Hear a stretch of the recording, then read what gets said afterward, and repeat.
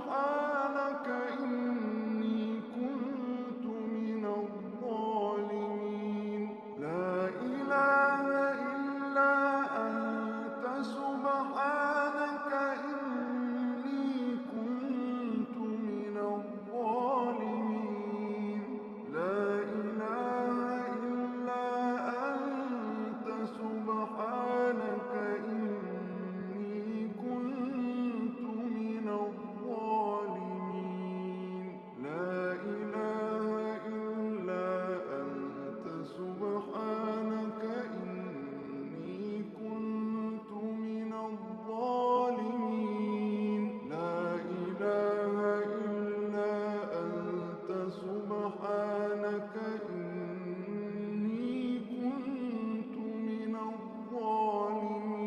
الظالمين لا إله إلا أنت سبحانك إني كنت من الظالمين لا إله إلا أنت سبحانك إني كنت من الظالمين لا إله إلا أنت سبحانك إني كنت من الظالمين لا إله إلا أنت سبحانك إني كنت من الظالمين لا إله إلا أنت سبحانك إني كنت من الظالمين لا إله إلا أنت سبحانك إني كنت من الظالمين لا إله إلا أنت سبحانك إني كنت من الظالمين لا إله إلا أنت سبحانك إني كنت من الظالمين لا إله إلا أنت سبحانك إني كنت من الظالمين لا إله إلا أنت سبحانك إني كنت من الظالمين لا إله إلا أنت سبحانك إني كنت من الظالمين لا إله إلا أنت سبحانك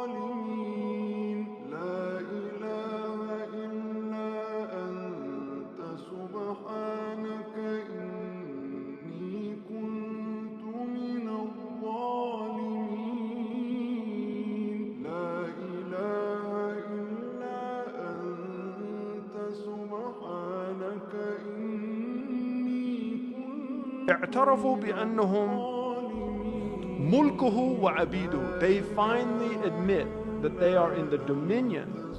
They admit in this, when the calamity comes, they admit we are the dominion of God. Inna lillahi, we belong to God. In other words, if I take something, if I take this, if I owned it, and I took it and threw it out, and you say, you can't do that. Why can't I do that? This is mine. I own it. I can do whatever I want with it. That's the nature of property. Property is the property is that the one who owns it has the right to do what he wills with it. That's the nature of property. If you don't have that quality of possession, then it's not really your property. Now, because the dunya is not our property, we can't do whatever we want with it, can we? But we understand the concept of property. This world is the dominion of God, and therefore God can do whatever he wants with it. Now, the nature of, you see, if I have a book and I burn it, and you say to me, you can't do that. Yes, I can. It's my book, and I want to burn it. You shouldn't burn books. Maybe I shouldn't, but I can, and you can't stop me by law. So then if the person asks you, why did you burn the book? Because there's mistakes in it. Oh, I didn't realize. Now I've explained myself, and now it makes sense to you. This is Musa and Al-Khidr, right? In that story of Al-Kahf, which is the story of the problem of evil. That story solves the problem of evil. Because Musa is looking with the eye of the outward, and everything he sees is wrong. But when it's explained to him by a servant who was given knowledge of Allah subhanahu wa ta'ala, suddenly the Musa is saying, I didn't realize. Now I have an explanation. Well, what happens on Yawm al-Qiyamah? Allah tells us in the Quran, He explains it all to us. And then everybody's going to say, now it makes sense. The difference between the believer and the kafir is in this world we're saying, we know it makes sense, and we're willing to wait until the day of judgment to have it explained. Because we trust Allah. They're saying, no, it's wrong. How do you know? You don't have all the information. You cannot make a judgment about a thing unless you completely understand that thing. Al-hukmu ala shay'in far'un an tasawwurihi. To judge a thing is only one aspect of conceptualizing the entirety of that thing. It's a principle in logic. And that's why a judge has to know all the facts. If you prejudge, it's called prejudice.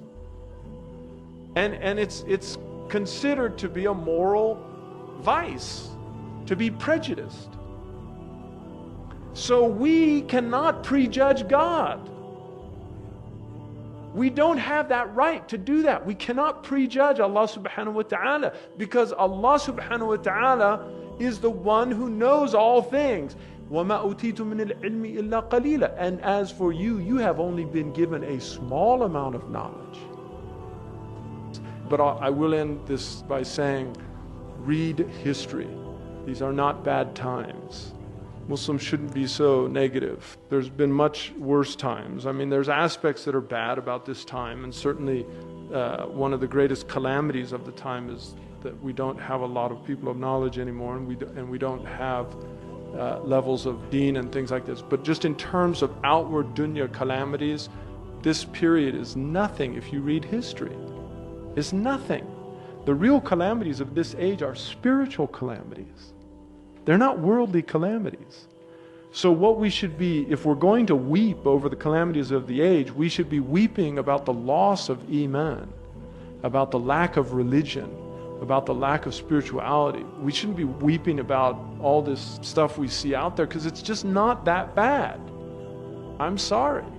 And if you think it is, you haven't read history. Things have been much worse. I mean, read about earlier wars and how many people died, and plagues that afflicted people and wiped out. A third of Europe was wiped out by the Black Plague. And there's too many blessings. We've got the blessings we have. It's just overwhelming. That's why, inshallah, we'll just all ask Allah to put us in a state of gratitude with Allah and make us from the shakirin. You know, really, make us from the shakirin, and just not complain. Even the thing about complainers, even complainers don't like complainers. Really. They want to complain, but they don't want to listen to anybody complain. So, inshallah, we'll all stop whining. It's the maqam of the tifl, is to whine. That's what I always tell my boys. Nobody likes a whiner, even a whiner. And they laugh, because they know it's true. So whining is a maqam. It's the maqam of the tifl. That's what a whiner is. And the rijal, and the rijal is in haqiqah, it doesn't mean a male. The rajul is male and female. It's the one who has reached the maqam of the adult. It's the mature one. That's what it means. It's the mature one. Rujula is maturity. So inshallah, Allah make us all mature.